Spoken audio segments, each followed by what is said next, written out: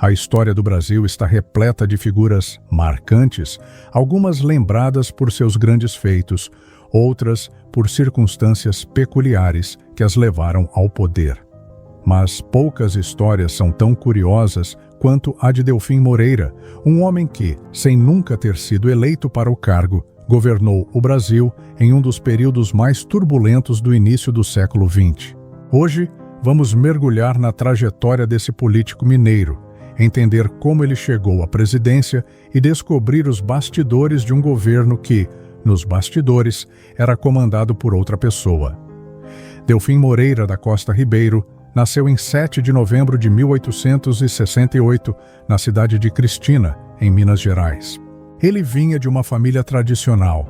Seu pai, Antônio Moreira da Costa Pinto, era português, vindo de Vila do Conde, no distrito do Porto, enquanto sua mãe tinha raízes em famílias brasileiras de longa data. Criado em um ambiente de forte influência cultural, Delfim seguiu o caminho dos estudos e ingressou no Seminário de Mariana, onde recebeu uma educação rigorosa. No entanto, sua vocação não era o sacerdócio.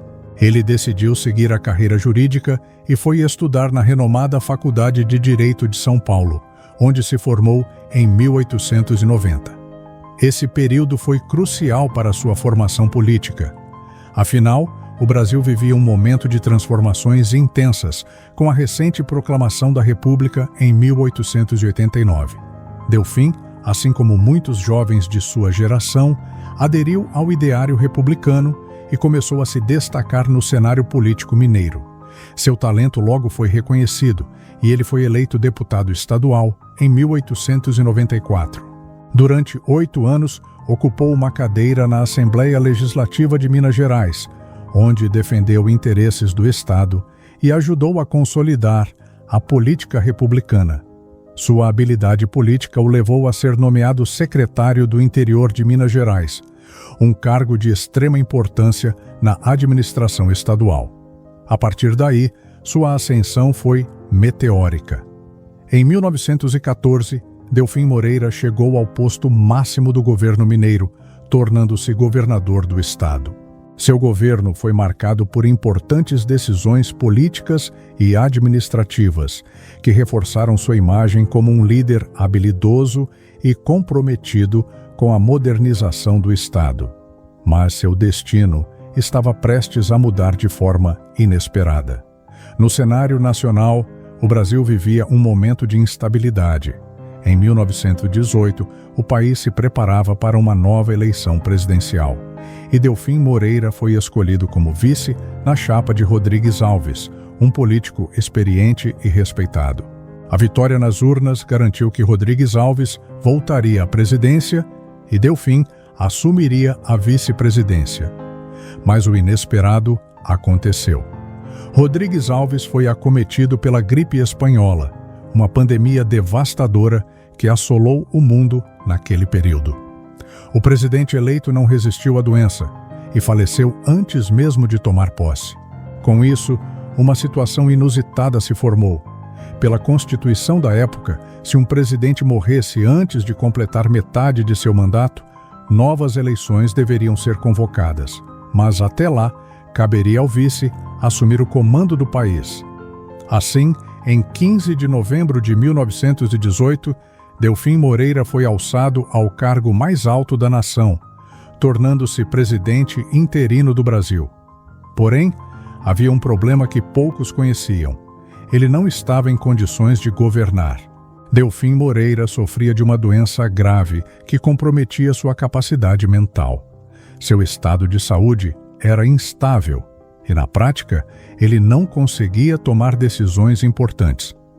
Quem realmente governava o país era seu ministro da Justiça e Negócios Interiores, Afrânio de Melo Franco, que assumiu o controle do governo nos bastidores.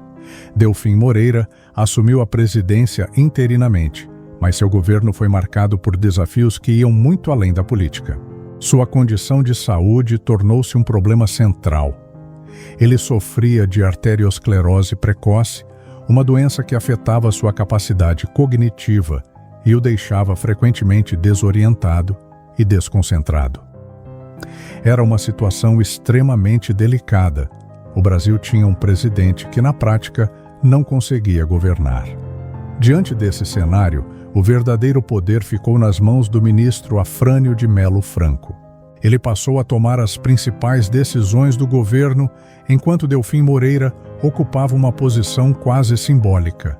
Essa era uma realidade conhecida por poucos na época, já que a imagem pública do presidente precisava ser preservada.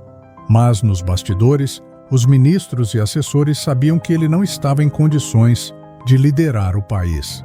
Apesar das dificuldades, algumas medidas importantes foram tomadas nesse período. O Brasil vivia as consequências da Primeira Guerra Mundial, que havia terminado poucos meses antes.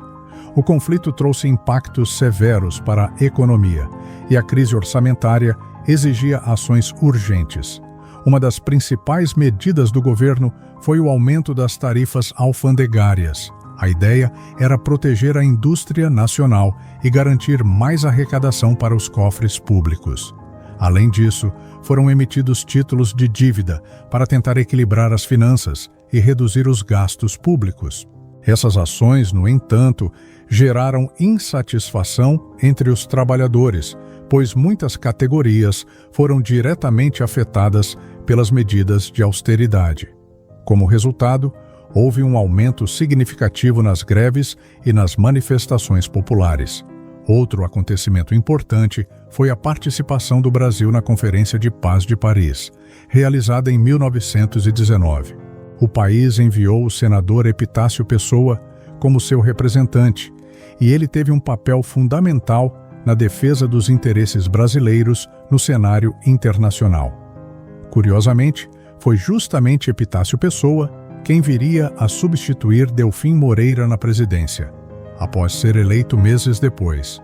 Durante seu governo interino, Delfim Moreira também promoveu mudanças na administração do território do Acre, que ainda passava por ajustes políticos e administrativos desde sua anexação ao Brasil. Além disso, ele autorizou a republicação do Código Civil Brasileiro, que havia sido promulgado em 1916, mas precisava de algumas correções e ajustes. Porém, talvez a decisão mais polêmica de sua gestão tenha sido a intervenção no estado de Goiás.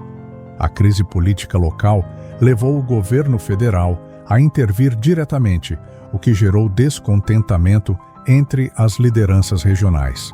Era um reflexo do momento conturbado que o Brasil enfrentava, com instabilidade política e econômica afetando todas as áreas do país. Mas enquanto todas essas decisões eram tomadas por seus ministros, Delfim Moreira continuava a enfrentar sérios problemas de saúde. A doença avançava rapidamente e sua participação no governo se tornava cada vez mais limitada.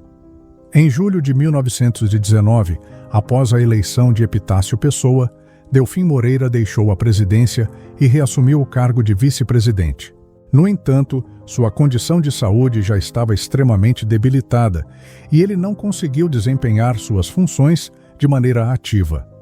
Após deixar a presidência interina e reassumir o cargo de vice-presidente, Delfim Moreira se afastou completamente das decisões políticas. Sua saúde estava cada vez mais debilitada e ele já não tinha condições de atuar de forma ativa no governo de Epitácio Pessoa. O Brasil, por sua vez, seguia sua trajetória política em meio a crises econômicas e disputas internas, enquanto Delfim Moreira enfrentava seus últimos dias. Afastado da vida pública, ele passou a viver em Santa Rita do Sapucaí, uma cidade do interior de Minas Gerais, onde buscava repouso e tratamento para sua condição. No entanto, a doença que o acompanhava há anos já havia causado danos irreversíveis. Delfim Moreira não sofria apenas de arteriosclerose precoce, ele também foi diagnosticado com sífilis terciária, uma forma avançada da doença que atinge o sistema nervoso e causa sintomas severos. A deterioração de sua saúde foi rápida. Ele passou seus últimos meses recluso, recebendo cuidados médicos, mas sem qualquer perspectiva de melhora. No dia 1º de julho de 1920, aos 51 anos, Delfim Moreira faleceu em Santa Rita do Sapucaí, encerrando uma trajetória política marcada tanto por conquistas quanto por desafios. Sua morte significou também o fim de uma passagem singular pela história do Brasil. Poucos políticos ocuparam a presidência de maneira tão atípica quanto ele. Assumiu o cargo de forma interina, governou em meio a uma grave crise de saúde e, ao final, foi substituído sem nunca ter sido, de fato, um presidente eleito para exercer o mandato completo. Apesar de sua breve passagem pela presidência, Delfim Moreira deixou sua marca na história. Ele e Augusto Rademacher, um dos membros da Junta Militar de 1969, foram os únicos políticos brasileiros que ocuparam primeiro a presidência e depois a vice-presidência. Um detalhe curioso que mostra como sua trajetória foi, em muitos aspectos, única, mas sua história também nos faz refletir sobre os bastidores do poder. Até que ponto um líder pode governar sem estar plenamente apto para tomar decisões? E quem realmente comandava o país durante sua gestão? A política, como sempre, nos apresenta reviravoltas inesperadas, e a história de Delfim Moreira é um exemplo claro disso. Se você assistiu até aqui, deixe seu comentário dizendo o que achou dessa história. Você já conhecia Delfim Moreira? Quer ver mais vídeos como este? Não se esqueça de se inscrever no canal Rádio Miura, deixar o seu like e compartilhar esse vídeo com mais pessoas. Nos vemos no próximo vídeo.